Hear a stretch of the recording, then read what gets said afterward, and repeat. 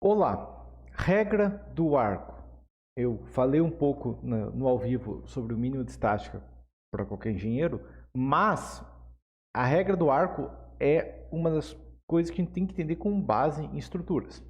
Aqui na imagem tem dois exemplos da regra do arco.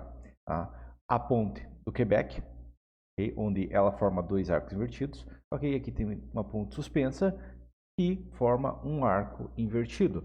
E isso é uma aplicação de uma otimização estrutural que a gente pode aplicar tecnicamente em qualquer obra e que vai garantir uma economia se aplicada de maneira correta. Tá? Perceba que as pontes todas fazem justamente o formato de um arco. Tá? Mas vamos lá então. Primeiro, o que é a regra do arco?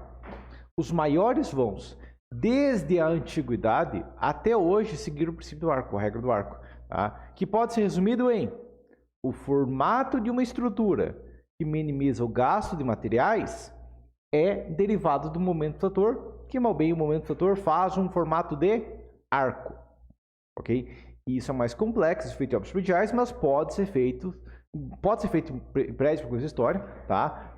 É impossível, é mais complexo, mas possível, né, de ser feito. Mas possível de ser feito em obras prediais e pode ser feito com facilidade em treliças, pontes e qualquer outro elemento com maior liberdade arquitetônica. Tá? O maior exemplo disso, que é o maior vão que a humanidade já venceu, é a ponte Sanacali, com vão de mais de 2 metros, que é uma ponte suspensa. Ela tem o formato dos cabos é justamente igual ao diagrama do momento fator. Tá? Qualquer ponto suspenso, você vai ver exatamente esse formato aqui e é igual o diagrama de momento fletor. Entendido? Beleza? Bom, próxima questão então. Aqui, né, na antiguidade, os maiores exemplos que a gente tinha eram o quê? As pontes em arco, feitas com rochas, material com resistência e compressão, e as pontes de cordas, feitas justamente com material de grande resistência e atração, uma durabilidade menor, mas um custo bem pequeno, ok? Isso aqui tinha, na época dos Incas já, eles faziam essas pontes aí.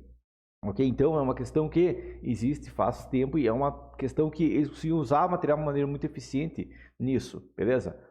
Inclusive, na verdade, também segue justamente o formato do cabo de uma ponte suspensa. Inclusive o varal que a sua mãe prende roupa também segue o mesmo padrão. Tá? Mas próxima situação. É possível fazer isso em casa, sobrado, de prédio, principalmente de concreto armado, que é o único sistema que existe no Brasil? E a resposta é sim. Esse princípio pode, né, e deve ser aplicado em qualquer estrutura que se busque economia. Claro, as limitações arquitetônicas, igual eu tinha falado antes, podem dificultar ou exigir modelos mais complexos. Tá? Mas é possível. E agora outra questão, em obras prediais. É possível aumentar a quantidade de materiais negativos, por exemplo, uma laje nervurada, mas que próximo aos pilares tem maciços. Isso aumenta a inércia próximo ao apoio, isso gera um engaste mais pesado ainda, aumentando a rigidez onde eu mais preciso de rigidez. Tá? Eu estou basicamente aumentando a inércia, um ponto mais crítico, e eu estou melhorando a estrutura sim. Tá? Ou também, né, uma laje plana, um radiador com capitéis, segue o mesmo padrão, inclusive ele desce a estrutura ali e forma mal bem um princípio de arco. Tá? Próximo, armadura pesada em pontos críticos. Tá? Eu não tô, se eu colocar muito aço só onde eu preciso, né, colocar um negativo pesado, coisa do tipo, eu não estou em si aumentando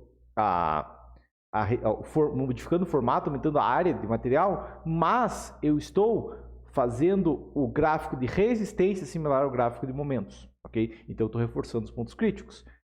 Outra questão, seções complexas, mistas ou integradas, né? Pode ser uma viga mista metálica, onde eu aproveito o concreto em cima para um momento positivo, ou uma viga de concreto mesmo, considero seção T para momentos positivos, isso vai reduzir os negativos e ao mesmo tempo reduzir a deformação, que geralmente reduzir o negativo, aumenta o positivo e aumenta, mas nesse caso diminui, e mal bem eu também estou colocando mais material nos picos de esforços, ok? Eu estou trabalhando um pouco efeitos do arco, mas eu estou ainda trabalhando com os picos.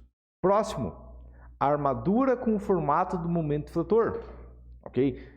Quando você vê um cabo de proteção in situ, onde é feito as cordoalhas, você vê que as cordoalhas fazem justamente o formato do momento fletor. Por quê? Porque é a maneira mais eficiente para suportar todos os esforços. Okay? A gente não coloca vergalhão assim geralmente porque é um pouco mais complicado, mas em alguns casos isso é usado no caso de armadura cavalete. Ok? E claro, né? Você deve ter visto muito pedreiro aí fazendo um vergalhão no formato de um arco, né? Um vergalhão que começa embaixo nos apoios e sobe em arco, encostando no topo no meio. Isso é armador de multa, não tem nada a ver com efeito de arco. Apesar do vergalhão estar em arco, aquilo lá é armador de multa, já tem vídeo sobre armador de multa.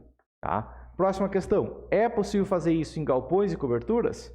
E a resposta é sim, na verdade, né? As tesouras mais antigas, tipo essa aqui, ó, é um dos formatos mais antigos de tesoura de madeira, que também pode ser aplicada metálica, também é o mesmo princípio, elas já possuem esse formato aqui justamente por causa disso. Elas têm grande inércia no meio e uma pequena inércia nas pontas, ok? Isso vai gerar o efeito basicamente de um arco e garantir uma ligação rotulada nos apoios, tá? Próxima questão. Em hangares, onde é necessário vencer vãos muito grandes, o formato mais comum é literalmente um arco, ok? Aqui nós temos um arco e aqui nós também temos arco. Por quê? Porque o formato do momento fator vai ser próximo de um arco. Claro que o vento pode ter uma pequena variação, mas ainda vai ser próximo de um arco. Então, se o formato do momento fator de um arco, o formato da peça, se a gente quer economia, é de um arco. E quando a gente fala, principalmente um hangar com grandes vãos, onde o custo de material é gigante, acaba acontecendo isso. Claro, fazer uma garagemzinha de vão de 5 metros já vai ser muito pouco material, dependendo do caso não compensa a dor de cabeça de uma otimização de formato. Mas quando começa a falar de vãos maiores, essa otimização acaba sendo cada vez mais importante. Entendido?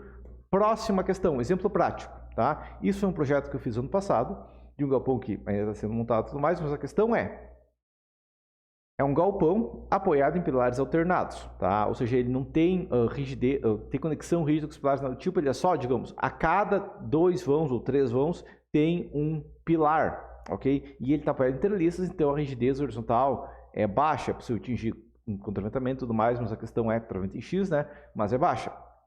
E aí entra a questão que, como que eu determinei, por que o Gilberto determinou uma seção tão complicada? Não seria mais fácil fazer uma treliça de seção constante? Porque, nossa, o Gilberto está fazendo uma tesoura, que daí ela é mais rígida embaixo, daí a parte de cima é reta, ou até que aqui são como se fossem 2 tesouras, 2 águas e ponta cabeça, similar ao aeroporto de Goiânia, inclusive, que segue esse princípio.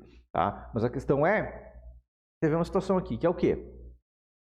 O que você tem que perceber, o que você tem que imaginar, por que eu resolvi fazer um projeto assim, por que eu não fiz reto? Inclusive, o projeto base era reto, eu falei para o cliente, vamos fazer isso aqui desse jeito. Por quê? Porque eu desenhei o diagrama aqui, ó, de uma viga equivalente, perceba, o que eu fiz? Onde tem momento fator elevado, eu tenho uma altura elevada. Onde eu tenho momento fator pequeno, eu tenho uma altura pequena. Aqui eu coloquei mão francês para aumentar a rigidez e tudo mais e ganhar mais momento fator também, ok? Suportar mais momento fator nessa região específica, ok? Esse que é o padrão. E na ponta, eu não tenho momento, então eu tenho uma seção pequena. Ok? Entendido isso aqui? E a questão, inclusive, né, a questão é que o pessoal de isolamento, né, que é mais fácil de vencer numa treliça com uma altura menor, eu tenho uma altura pequena, mas uma francesa ganhando uma altura efetiva maior, justamente no pico de momento cortante. Ok? Então, a questão é, eu olhei o diagrama de momento fator e baseado nisso eu determinei minha geometria. Ok? Eu não fiz, eu acho legal fazer uma tesoura assim. Não, porque o engenheiro não fala, eu acho legal, eu acho bonito. Quem fala, eu acho bonito é arquiteto. O engenheiro fala, eu determinei matematicamente, através de engenharia, não foi através do que eu acho legal, eu determinei, eu calculei isso, eu verifiquei isso matematicamente, ok? O ideal matematicamente é uma treliça, um formato, tecnicamente seria esse, né? Mas uma simplificação eu fiz no formato mais básico, porque fazer uma treliça realmente desse formato aqui seria um pouco complicado. Mas a questão é, isso que é a questão de engenharia, a gente determina a seção ideal, a gente não faz, eu acho legal fazer inclinação de 10%, eu acho legal outra coisa. Não, engenheiro não fala acho legal, o engenheiro fala, eu, através de matemática, determinei que a inclinação ideal é tanto, eu determinei através de matemática que o formato ideal de uma estrutura é tanto, entendeu? Tá? Isso que um engenheiro tem que fazer. Você tá trabalhando, eu gosto de trabalhar com 10%, ok? Pouco importa o que você gosta. Tá? O que a estrutura gosta? Porque se eu fizer o que o material quer, ele vai fazer o que eu quero, que é gastar menos, ok? Tá? E por questão final, marketing, né? Escolher a geometria ideal através de matemática e não através de chute é uma otimização que deve ser estudada em qualquer projeto que busque economia. mas várias outras coisas podem ser aplicadas em conjunto de maneira a garantir uma obra eficiente, inclusive justamente modificar a rigidez dos elementos, por exemplo, para modificar o formato do arco ideal. Isso pode ser feito, tá? E eu demonstro várias delas dentro dos meus cursos, onde em todos os cursos eu demonstro uma obra do início ao fim, ok? Tá? Entendido sobre isso? Tá? Então, por que todas as pontes antigas eram em arco? Por que estruturas de grandes vãos são em arcos?